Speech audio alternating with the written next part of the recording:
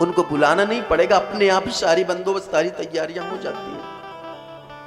इसलिए जीवन का एक ही ध्येय होना चाहिए कि जब तक जिए तब तक सिर्फ और सिर्फ परमार्थ करना है। परमार्थ बोले तो परिवार का पालन पोषण करते हुए अपनी तैयारियां भी करनी है। कल बोला था ना, 2 दिन के लिए जाते हो तो कितने दिन पहले से तैयारी करते हो, और जहां परमानेंट के लिए जाना है वहां के लिए भी तैयारी कर ली जाए।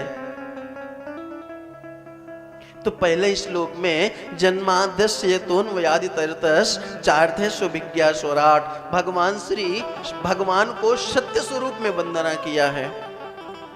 और दूसरे श्लोक में धर्मः प्रोज्झित कैतवोत्र परमो निर्मशराणाम शताम वेद्यम वास्तवमत्र वस्तु शिवदम तापत्रयोन्मूलनम श्रीमद्भागवते महामुनि कृते किं वा परैरीश्वरः सद्यो हृदय अवरुध्यते त्रिकृतिभिः शुश्रूषुभिस्तत्क्षणात्।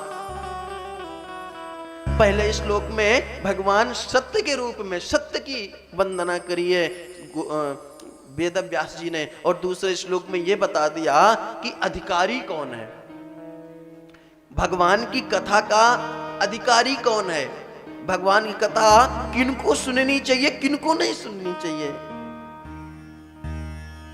जैसे ही ये कलयुग है महाराज, हम लोग बोलते हैं ना कलयुग आ गया, कलयुग आ गया, कलयुग आ गया।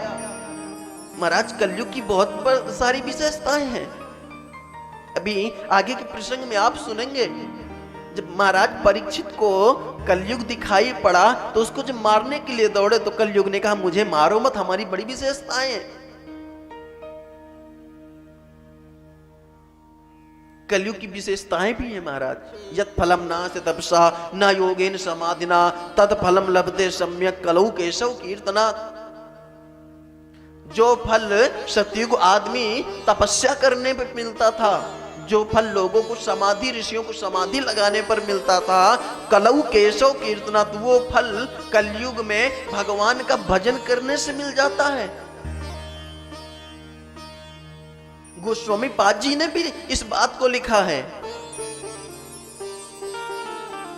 कलियुग केवल नाम आधारा, कलयुग केवल नाम आधारा, सुमिर सुमिर नर उतरहि पारा, सुमिर सुमिर नर उतरहि पारा, कलयुग केवल नाम आधारा, कलयुग केवल नाम आधारा।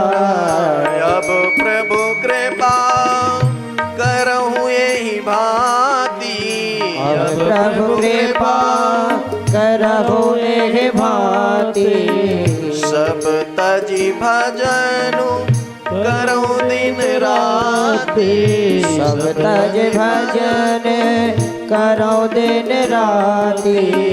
श्री राम जय राम जय जय राम, ओ श्री राम जय राम जय जय राम, श्री राम जय राम जय जय राम।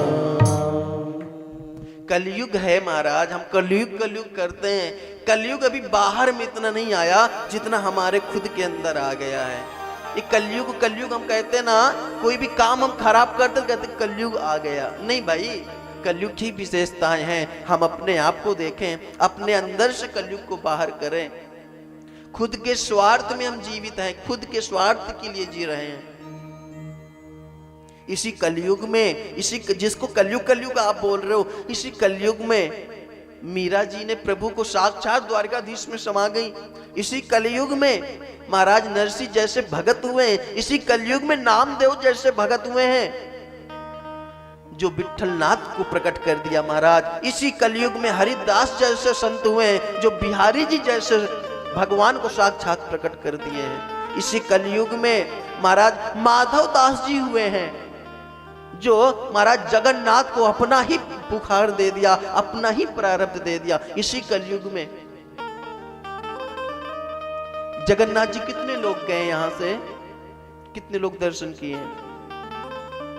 मैं इसलिए पूछ रहा हूं, यदि आपने तीर्थ स्थानों के दर्शन नहीं किए ना, जो साक्षात भगवान का स्वरूप है, तो मैं कहता हूं इन आंखों का बेकार है रहना।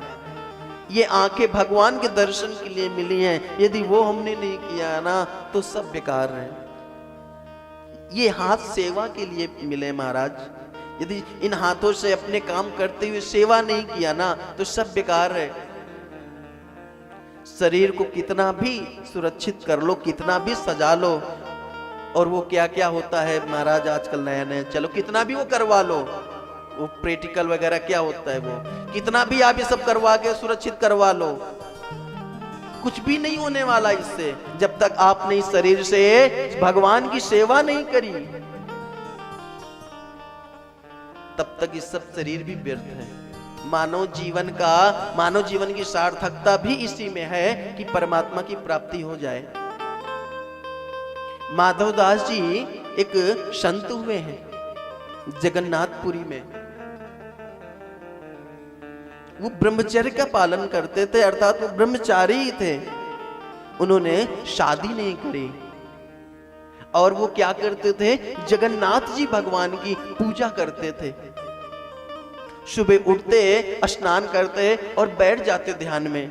ध्यान से उठते, खुद अपने हाथों से टिक्कर बनाते, जगन्नाथ जी को भोग लगाते और खुद पाते। पूरा जीवन ऐसे ही बीत गया, परंतु ना जाने किस जन्म का प्रारब्ध उदय हुआ उनका। एक समय ऐसा आया, उनकी आयु 65 से 70 साल के बीच में हो गई, फिर भी उन्होंने नियम नहीं छोड़ा। नियम क्या था? सुबह उठ के ब्रह्म मुहूर्त में समाधि में बैठ जाना और 12 बजे उठ के भोग प्रसाद खुद के हाथों से बनाना, जगन्नाथ जी को भोग लगाने के बाद फिर वही प्रसादी पाना। ये नियम था महाराज माधवदास जी का। बोले बांके बिहारी लाल की जय। जो आगे बैठे उतना ध्यान देंगे कि आप लोगों के एक्सप्रेशन से ना कथा निकलती है, सो आप लोगों का ध्यान इधर ही रहे, ना कि बात करेंगे और ना ही इधर उधर देखेंगे, है ना। अगर हम इसमें से बोलना देख के बोलेंगे ना, फिर आप यहाँ सब सोते हुए मिलोगे आप, है ना। तो किसकी कथा सुना रहे थे हम, कहाँ पे थे? हाँ, तो वो भोग लगाते थे।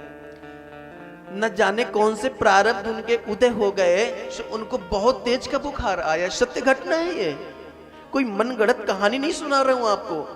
ये भक्तों की बात हुई, कलयुग की बात हुई। तो कलयुग में ऐसे संत हुए हैं जिनको मैं आपको बता दूं उनके बारे में।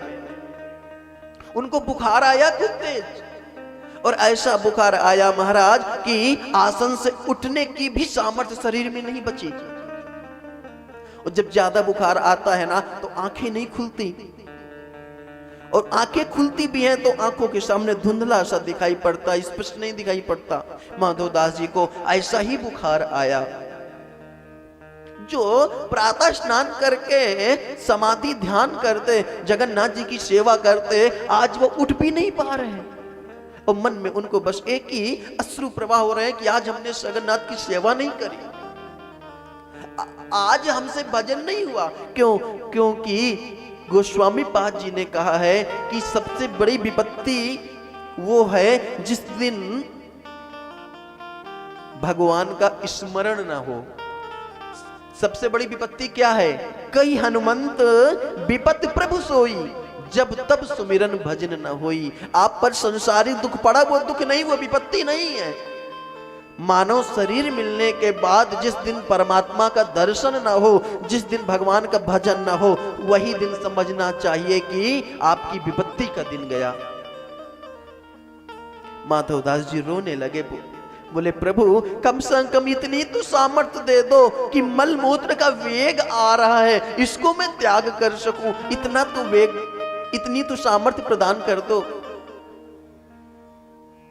महाराज आसन पे ही माधवदास जी का मलमूत्र त्याग हो गया।